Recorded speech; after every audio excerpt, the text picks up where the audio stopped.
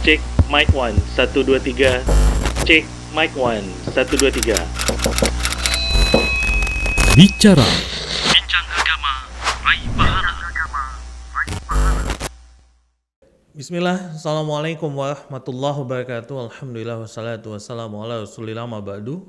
Pemirsa Asia TV dimanapun Anda berada, kembali lagi di program Bicara, Bincang Agama, Raih Pahala. Dan seperti biasa, Bicara akan membahas masalah-masalah yang sedang terjadi di diri kita, lingkungan, ataupun topik-topik yang mungkin kita tahu dan kita butuh pembahasan mengenai itu. Dan untuk membahas itu tentunya kita nggak akan sendiri.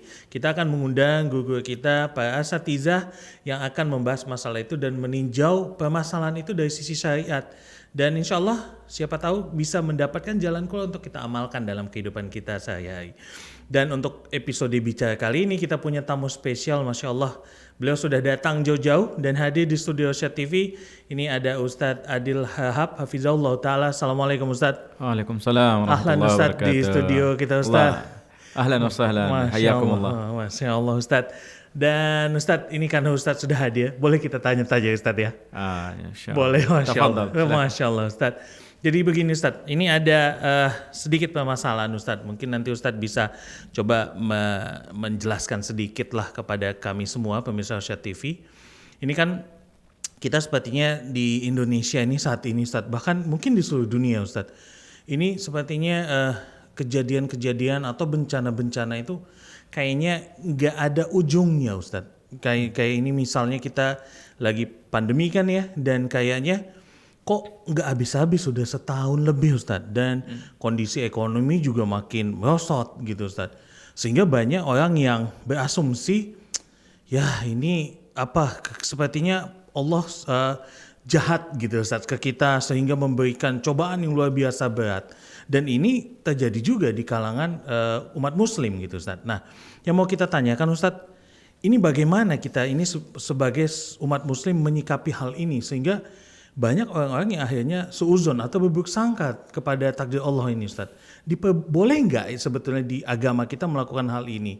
Kalau nggak boleh, kenapa Ustadz? Dan ini bisa menyebabkan apa sih kalau kita seandainya berburuk sangka kepada Allah? Dan pertanyaan kedua Ustadz, mungkin kalaupun sudah terlanjur berburuk sangka kepada Allah, bagaimana untuk mentaubatinya atau memperbaikinya Ustadz? Mungkin Ustadz bisa memberikan penjelasan kepada kami. Tafadhol Ustadz. Iya, barakallahu fik akhil karim dan juga pemirsa Rosyad TV yang dimuliakan Allah. Bismillah, alhamdulillah, wassalatu wassalamu ala rasulillah wa ba'd. Pertanyaan yang sangat relevan dan juga sedang terjadi ya. Oleh karena itu wajar kalau Rosyad TV konsen dengan permasalahan-permasalahan yang membutuhkan tanggapan dan solusi-solusi syar'i terhadap kejadian-kejadian tersebut. Terutama sekarang ini terjadi pandemi COVID-19, al-virusul mutajaddidah, kata orang Arab. Pertama yang harus kita pahami bahwa Allahu Jalla wa'ala adalah zat yang maha sempurna. Tidak ada aib dan tidak ada salah pada Allah Tabaraka Ta'ala, baik pada nama-namanya maupun perbuatan Allah Tabaraka Ta'ala. Bahwa Allah itu di dalam segala takdir, keputusan-keputusan Allah, perintah-perintah Allah dalam baik berbentuk syariat ataupun berbentuk kejadian-kejadian, itu di dalamnya tergantung hikmah yang penuh dan menunjukkan kemahabesaran Allah Tabaraka Ta'ala, baik kita mengetahui hikmah itu atau kita tidak mengetahuinya. Itu adalah keyakinan seorang mukmin. Oleh karena itu tidak ada celaan sama sekali pada Allah Subhanahu wa taala. Maka di antara nama-nama Allah Subhanahu wa taala itu adalah kasih sayang, Ar-Rahmanur Rahim. Tidak sah salat kita sampai kita mengulang-ulang surat itu minimal 17 kali sehari semalam. Ar-Rahmanir Rahim. Dialah Allah yang Maha Pengasih lagi Maha Penyayang.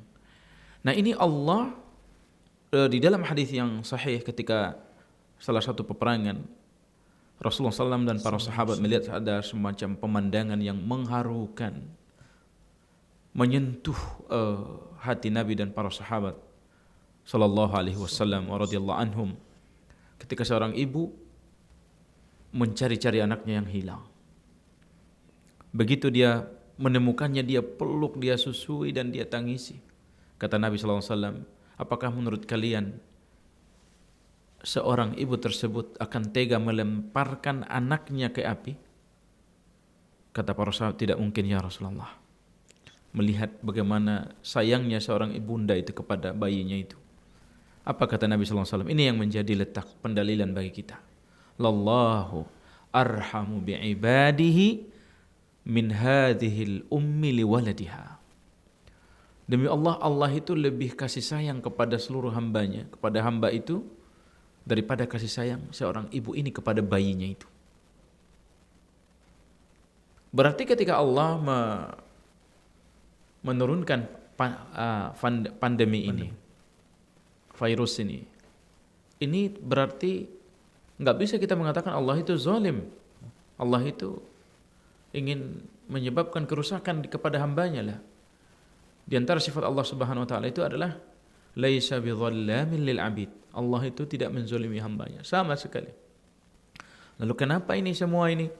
Makanya Allah Tabaraka wa taala menyebutkan di dalam Al-Qur'anul Karim secara umum, untuk orang yang beriman mereka mengatakan Rabbana ma khalaqta hadza batila subhanak. Wahai Tuhan kami, tidaklah Engkau ciptakan ini semua dalam keadaan sia-sia. Subhanak, maha suci Engkau ya Rabb dari kekurangan-kekurangan di dalam semua takdir-Mu. Allah dibuat Allah ada yang kaya, ada yang miskin, ada yang dibuat Allah sakit, ada yang wafat karena Covid ini, ada yang sehat, ada yang dengan Covid ini justru di ekonominya naik, ada yang justru anjlok dan sebagainya. Di dalam semua itu Allah Azza wa Jalla mengatakan ma khalaqta hadza batila. Untuk orang beriman seperti itu. Tapi bagaimana diterangkan juga lebih terperinci lagi di dalam surah Shad ayat 27. Wa ma khalaqnas samaa wal ard wa ma bainahuma batila. Tidaklah sama sekali kami menciptakan langit dan bumi dan apa yang ada di antara keduanya. Di antaranya manusia, sakit, pandemi ini batilan sia-sia. Tanpa ada hikmah, tanpa ada tujuan di belakang ciptaan ini. Itulah yang disebutkan Allah dalam Al-Quran. Kalau orang yang memahami seperti itu, dia lama kali lah pandemi ini, anakku gak bisa sekolah, pendapatanku anjlok, jualanku gak laku. Kalau seperti itu tanggapannya, itu adalah kata Allah, dzalika dhannul ladzina kafaru. Sangka seperti itu adalah zon, sangkaan orang-orang yang kafir kepada Allah. Adapun orang yang beriman, Rabbana ma khalaqta hadza batila. Wahai Tuhan kami, tidaklah Engkau ciptakan ini sia-sia. Subhanak, subhanallah. Jadi ini dari segi pendekatan ayat. Di antara hikmahnya itu, disitulah. Sebagaimana Allah ciptakan hujan itu, ada bintang, ada hujan dan sebagainya itu, agar diketahui bahwa siapa yang beriman, siapa yang tidak beriman. Kata Allah Subhanahu wa taala, am naj'alul ladzina amanu wa 'amilus solihati kal mufsidina fil ard? Ataukah kami jadikan orang yang beriman dan beramal saleh itu seperti orang yang melakukan kerusakan di muka bumi? Am naj'alul muttaqina kal fujjar? Atau kami jadikan orang yang bertakwa itu seperti orang-orang fajir, pendosa? Makanya kata Allah Subhanahu wa taala, orang yang suudzon kepada Allah, dzalika dhannul ladzina kafaru. Itu adalah perasaan, sangkaan orang-orang yang kafir kepada Allah Tabaraka taala. Makanya di sini apa kata Nabi kita sallallahu alaihi wasallam? Rahasia di belakang ini semua. Kata Allah, idza ahabba qauman, Allah Subhanahu wa taala mengatakan, innallaha idza ahabba qauman ibtalahum. Apabila Allah mencintai sebuah kaum, Allah uji mereka. Dan terkadang bahkan ada para sahabat yang wafat dalam peperangan, mati syahid. Untuk apa?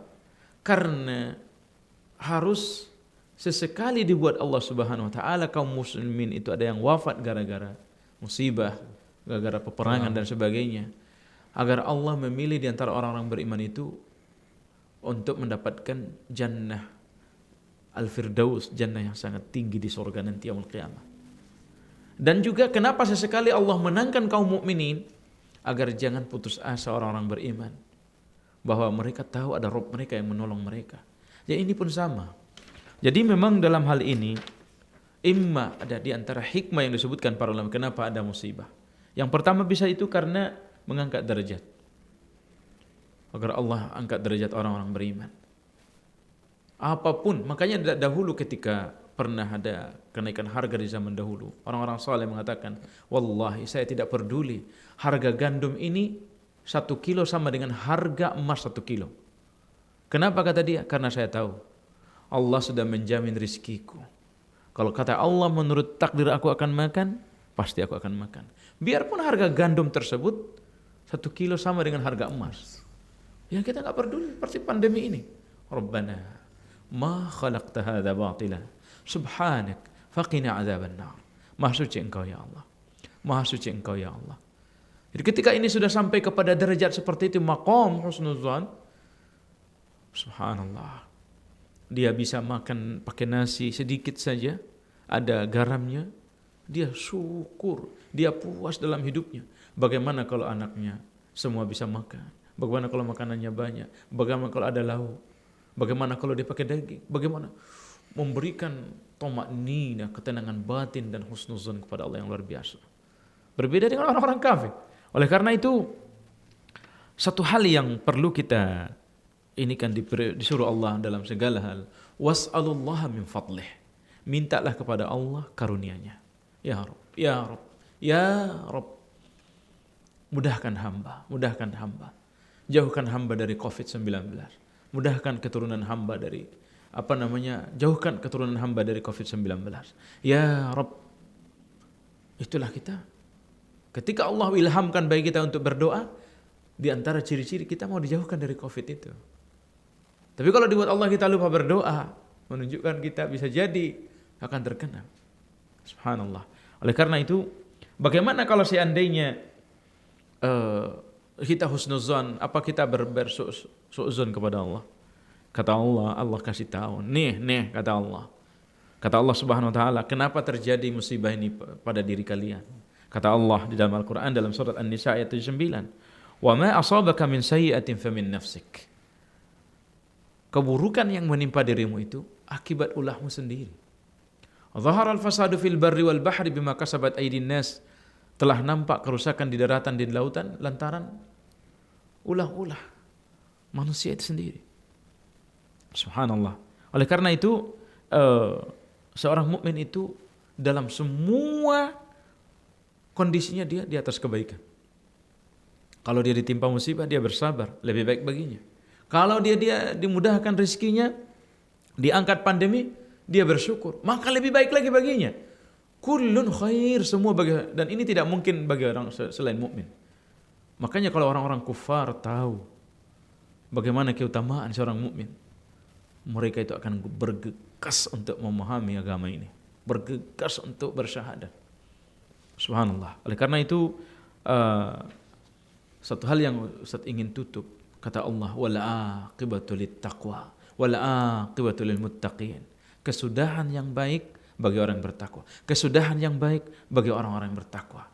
Dalam kondisi kita miskin, dalam kondisi pandemi, dalam kondisi tidak pandemi, ketika kita bertakwa, pasti kita yang selamat. Kita miskin, kita kaya, kita dalam kondisi apapun, pasti kita akan berakhir dengan kebaikan. Amalmu hari ini menentukan nasibmu besok. Pemikiranmu hari ini akan menentukan perbuatanmu besok. Amalmu hari ini akan menentukan balasanmu besok. Masalah ini nggak bisa kita dalam masalah akhirah, dalam masalah jannah, masalah nar, nggak bisa spekulasi. Dia tidak ada siratan mustaqiman, fattabi'uh, jalan yang lurus yang kita ikuti. Kalau nggak ikut itu adalah subul, jalan-jalan yang semuanya menuju jahannam. Maka itu siapa yang su'uzon kepada Allah, ingat poin-poin yang tadi. Allah sifatnya adalah Rahman Rahim. Semua diturunkan Allah karena Rahman Rahim atau kemahaadilan Allah Subhanahu wa taala. Atau karena Allah ingin mengangkat derajat kita, atau karena Allah ingin menggugurkan dosa-dosa kita. Makanya barangkali itu ada lagi yang kira-kira mungkin. Nah, bagaimana Ustaz kalau seandainya memang sudah terlanjur suudzon? Kita harus bagaimana Ustaz? Bertaubat atau mohon ampun seperti apa Ustaz? Iya, barakallahu fik. Sahih. Kata Nabi SAW, wa atbi'is sayyi'atil hasanah tamhuha. Lakukanlah, iringkanlah keburukan itu dengan kebaikan. Niscaya kebaikan akan menghapus kesalahan tersebut. Mungkin seorang muslim dia tidak sadar karena dia kelimpungan, dia bikin dagangan gak laku, dia bikin minuman malah rusak, Hancur lebur lah pokoknya. hancur lebur, ya Allah. Tetapi dia lupa, bukankah Allah beri dia hidup sudah umurnya berapa? 40 tahun, 20 tahun. Dia adem ayem. Masa Allah uji setahun, 2 tahun, 3 tahun. Makanya Nabi Allah Ayyub alaihissalam ketika istrinya mengatakan, doalah kepada Allah agar Allah akan mengijabahkan doamu. Kata dia, saya malu. Wahai istri, aku malu kepada Allah. Bukankah dia membuat kita kaya raya, sehat walafiat, 29 tahun, atau lupa saya waktu itu jumlah tahunnya. Maka setelah dia dapat sakit seperti umurnya itu, malamnya itu dia berdoa kepada Allah. Besoknya Allah sembuhkan dia. Subhanallah, Nabi Allah Ayyub alaihi salatu wassalam. Makanya ada yang diantara para nabi diuji dengan musibah, kemiskinan, kematian. Ada yang diantara para manusia itu, diantara para nabi juga diuji dengan kekayaan seperti Nabi Allah Sulaiman. Nah, siapa yang diantara mereka yang terbaik? Wal aqibatu lil muttaqin. Siapa yang paling bertakwa diantara mereka? Itulah yang terbaik. Maka barangkali itu akhil karim. Masya Allah, jazakallah ya Ustaz, barakallahu fik atas faedah singkatnya Ustaz mengenai masalah ini. Dan buat pemirsa Rosyad TV dimanapun Anda berada, dan demikian sudah seluruh episode bicara kita kali ini bersama guru kita Ustaz Adil Hahab Hafizahullah Ta'ala. Dan kita tutup dengan doa kafatul majlis. Subhanakallahumma bihamdika asyhadu an la ilaha illa anta astaghfiruka wa atubu ilaik. Assalamualaikum warahmatullahi wabarakatuh. Waalaikumsalam.